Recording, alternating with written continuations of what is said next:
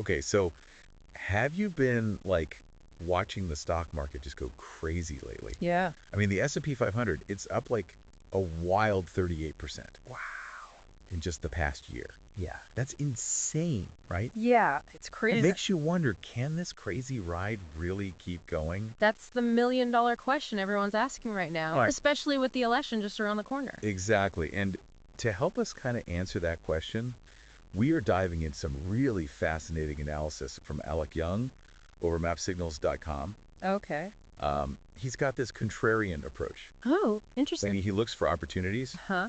where everyone else is running the other way. Oh. Kind of like that friend Okay. who buys the stock everyone is dumping. Right. Yeah. Except Alec Young Yeah. backs up his contrarian instincts with hard data and a deep understanding of how the market works. Right. He uses this really intriguing tool called the Big Money Index, Okay. or BMI for short. Okay. It's like having a secret decoder ring for Wall Street, I love that. revealing what those big institutional investors, the whales, are Right. actually doing with their money. I love that analogy. A secret decoder ring. All right, so let's crack this code and see if we can figure out if this bull market still has some steam left Okay. and how you can potentially profit from it, especially with the election looming. Yeah, well, one thing that immediately jumps out from Alec Young's analysis is the overwhelming sense of optimism Oh, really? on Wall Street right now. Interesting. Remember a year ago when analysts were predicting a pretty ho-hum year Right. for the market? Yeah, they've completely changed their tune. Seriously, it's like they all drank the same batch of market Kool-Aid. Hmm. I remember seeing those predictions back then, and now they're throwing out year-end targets for the S&P 500 that are Right. above 6,000. Right. It's a huge jump. It's a reflection of this extreme bullish sentiment Yeah. that seems to be permeating the market right now. Okay. It's not just limited to Wall Street analysts either. Oh, The American Association of Individual Investors, or AII, gotcha. conducts a sentiment survey, Oh, and it's currently showing a massive spike in bullishness wow. among individual investors too. So everyone's basically saying to the moon Right. and piling into the market. Right. But here's where things get interesting Okay. and potentially a little concerning. Right, because history has shown us that when you see this level of exuberance, Yeah. it's often a contrarian signal. It Well. can mean the market has gotten a little ahead of itself, Uh-huh. and a cool down might be in the cards. Okay. In fact, Alec Young points out that when AAII bullish sentiment has been this high in the past, Mhm. the S&P 500 has actually underperformed in the following 6 months. Okay, so we got all this optimism swirling around, but Alec Young throws a bit of cold water on the party with his big money index. Mm-hmm. What's so special about the BMI? It's all about going beyond the hype and looking at what's really happening beneath the surface. Mhm. The BMI tracks the actual buying and selling patterns Right. of those institutional investors, Okay. the ones who move billions of dollars around. Okay. It's like peering behind the curtain of Wall Street Oh, like that. and seeing the real action. Okay, I'm hooked. All right. So what's the BMI telling us right now? Well, Is it flashing red alert? it's definitely flashing a caution signal. Oh, Recently, the BMI surged above 80, okay. which is a very rare occurrence, Wow. signaling an extremely overbought market. Mhm. Think of it like a car revving its engine at the starting line. Okay. There's a lot of pent-up energy, but it can't sustain that pace forever. So are we about to see a market crash? Should I be hiding under my desk? Not necessarily a crash, Okay. but more like what Alec Young calls a pause that refreshes. Okay. Think of it as a natural breather after a big run-up. Okay. And here's where the BMI gets even more interesting. Okay. After hitting that 80 level, Yeah. it's recently pulled back. Oh. And when you look at historical data, Okay. whenever the BMI has crossed above 80 and then retreated, the market tends to dip in the following 2 months. Hold on. Give me the numbers. Okay. How big are we talking? Well, Alec Young's analysis shows that since 2014, Okay. the S&P 500 has averaged a decline of about 2.1% in the 2 months following this BMI signal. Okay. And it's not just limited to the S&P 500. Right. We've seen similar patterns in the NASDAQ 100 Okay. and the S&P Small Cap 600. So it's like this pattern repeats across different parts of the market. Uh-huh. This BMI is starting to sound pretty powerful. It's a really insightful tool. Yeah. And Alec Young takes it a step further by Uh-huh. breaking down institutional money flow into 4 distinct phases, Yeah. which can help us understand where we are in the market cycle. Okay. Let's hear it. All right. What are these 4 phases all about? Think of them as chapters in the market's story. Okay. Phase 1 is like the opening act. Uh-huh. Massive buying with very little selling. Got it. It's where the market gains momentum and starts to take off. So everyone's piling in, feeling the FOMO. Exactly. Sounds like a wild party. But then we move into phase 2, where the music's still playing, but some people are starting to sneak out the back door. Oh. The buying slows down, Okay. and the selling starts to pick up a bit. Oh, so that's where we are right now. According to Alec Young's analysis, that's exactly where we are. It's getting a little less exciting. And as the party winds down, Okay. we enter phase 3, where the buying dries up even more, and the selling really takes over. Okay. This is typically when you see those market corrections or pullbacks happening. Okay, so that's when the hangover hits and everyone starts regretting those extra shots of market Kool-Aid. Right. Got it. And then there's phase 4, Okay. which is a much rarer occurrence. Okay. It's like the after party, Right. where everyone's gone home and only a few diehards are left. Gotcha. This is when the buyers have practically vanished Okay. and the sellers are in complete control. It's a truly oversold market where prices have been beaten down significantly. So it sounds like phase 4 is a prime opportunity for bargain hunters. Exactly. Yeah. And Alec Young uses a recent example to illustrate this point. Okay. Remember back in October 2022 when everyone was freaking out about the market? Yeah, I do. Well, that was a classic phase 4 scenario. Oh, interesting. And guess what? What? The market has surged over 40% since that low point. Wow. So being able to spot these phases could be incredibly valuable. Right. You could be the one swooping in while everyone else is running for the hills. Exactly. And that's what makes the BMI so powerful. Okay. It's like having a roadmap Right. for navigating the market's twists and turns. Okay, so we got this potential market cool down on the horizon. Yeah. And we got these 4 phases to help us understand where we are in the cycle. But remember, the election is just around the corner. Right. What does Alec Young have to say about that? Yeah. Is it time to panic? Well, surprisingly, he actually sees the election as a potential buying opportunity. Oh, wow. And it all comes down to understanding how history and psychology play a role in the market. You see, elections always stir up uncertainty. Yeah. Will the new policies help or hurt the economy? Right. What's going to happen to taxes? It's like the entire market holds its breath waiting to see what happens. Yeah, you're right. I can totally feel that tension building already. Uh-huh. Everyone's on edge, trying to guess who's going to win and what it means for their investments. And that uncertainty often leads to investors getting spooked, Yeah. which can cause a sell-off and a dip in the market. Gotcha. But here's the fascinating part. Okay. History shows us that once the election dust settles, the market tends to bounce back pretty strongly, Oh, interesting. and it doesn't really seem to matter who wins. So it's not about which political party takes the reins. It's more about the market reacting to the uncertainty itself. Exactly. That's really interesting. It's like this wave of fear washes over the market, creating a temporary dip Okay. that smart investors can use to their advantage. They Right. see it as a buying opportunity, Yeah. a chance to scoop up some great assets at a discount. Okay, I'm definitely intrigued by this election dip idea, but I'm a numbers person. Okay. So let's get specific. Okay. What kind of gains are we talking about historically? Give me the juicy details.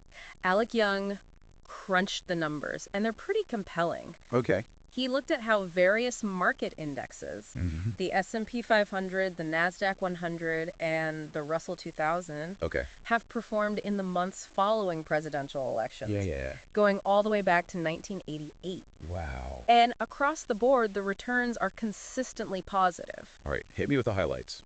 For example, the S&P 500 Okay. has averaged a 12-month gain of over 15% Wow. after an election. Okay. The NASDAQ 100, which is heavily weighted toward tech stocks, Right. has averaged an even higher gain, almost 18%. But the real standout is the Russell 2000, which focuses on small cap stocks. Okay. Those smaller companies that are often overlooked. Yeah.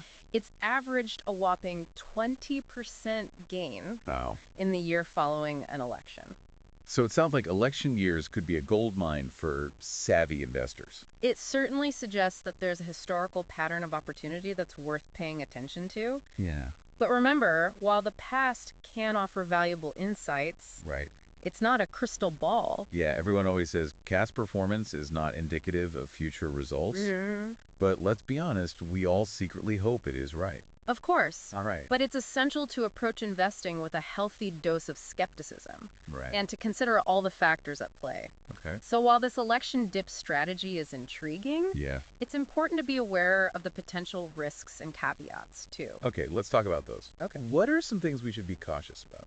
Well, first and foremost, the market can be incredibly unpredictable in the short term. Even if the overall trend is positive, Right. there can be sudden swings Right, yeah. and unexpected events that throw things off course. Uh-huh.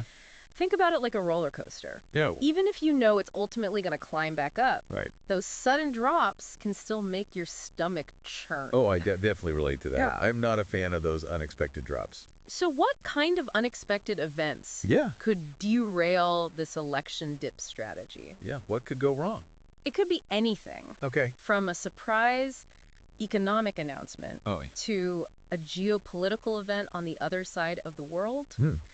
The market is a complex system that's influenced by countless factors, Right. many of which are impossible to predict. So we need to be prepared for those unexpected twists and turns, kind of like navigating a market maze. Exactly. Yeah. And it's also crucial to remember Okay. that each election cycle is unique. Right. The specific issues being debated, the candidates involved, Yeah. the overall economic climate, these all play a role in how the market reacts.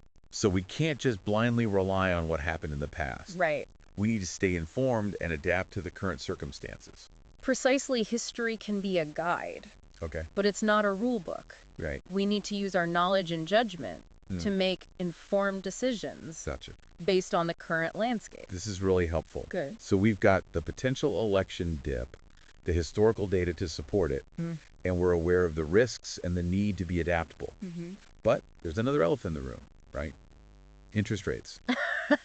You're absolutely right. Yeah. The Federal Reserve's recent interest rate hikes Uh-huh. are definitely something we need to factor into the equation. Yeah, for sure. As interest rates rise, Yeah. it becomes more expensive for companies to borrow money, Right. which can slow down economic growth and potentially impact stock prices. So even if we see an election dip, the overall market trend might be affected by these broader economic forces. Exactly. It's like trying to predict the weather. Okay. The election is just one factor, Right. but there are a whole bunch of other things like interest rates, inflation, and global events that can also influence the forecast. Okay. So we've got a lot of moving parts to consider. Yeah.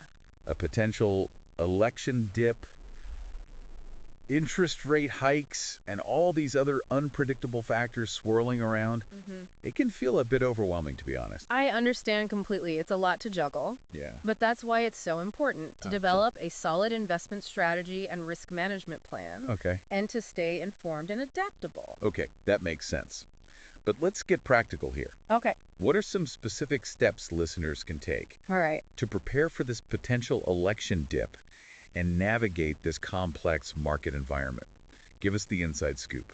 Well, first and foremost, do your research. Okay. Don't just blindly follow the crowd or jump on the latest bandwagon. Right. Take the time to understand the companies you're investing in. Yeah. Their financial health and how they might be impacted by various economic and political events. So it's all about being informed and making deliberate decisions, not just reacting emotionally to the headlines. Exactly. And another crucial step is to manage your risk. Okay. Diversification is key. Right. Don't put all your eggs in one basket. Okay. Instead, spread your investments across different asset classes, Right. sectors, and even geographic regions. Got it. This way, if one area takes a hit, Yeah. your entire portfolio isn't wiped out. Right. Like that old saying, don't bet the farm on one horse. Exactly. Got it. And another risk management tool Okay. is to set appropriate position sizes. Okay. This means determining how much of your portfolio you're willing to allocate to each individual investment. Right. It's like setting limits on how much you're willing to wager Got it. on a single hand of cards. Okay. You want to be smart about it and not risk everything on a single bet. Okay, so diversification and position sizing. Got it. What else? Well, this might sound obvious, but be patient. The market goes through cycles, and there will always be ups and downs. It's Right. like the tide. Okay. It ebbs and flows, but over time, it generally moves in a certain direction. Don't panic sell when things get rough. Right. If you've done your research and believe in your investments, Yeah. stay the course and ride out the storm. I know patience is key. But it can be so hard sometimes I know. when you see your portfolio taking a dip. I understand it's human nature to get emotional about money. Right. But remember, successful investing is often about managing those emotions Yeah. and making rational decisions based on your overall strategy. Okay, so be patient, Right. stick to your plan, and ride out those market waves. Anything else? If you're feeling overwhelmed or unsure about how to navigate all of this, Yeah. don't be afraid to seek guidance from a financial advisor. Okay. A qualified professional can help you develop a personalized investment strategy that aligns with your specific goals, Right. risk tolerance, and time horizon. That's great advice.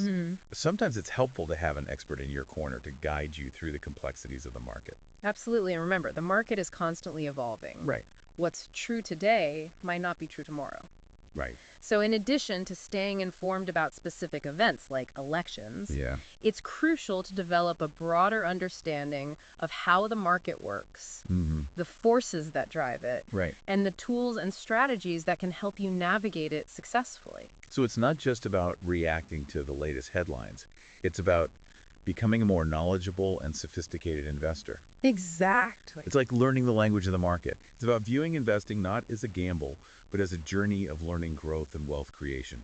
And on that note, we'll conclude this deep dive. We hope you found these insights valuable and that you're now equipped to navigate the market with greater confidence and success. Until next time, happy investing.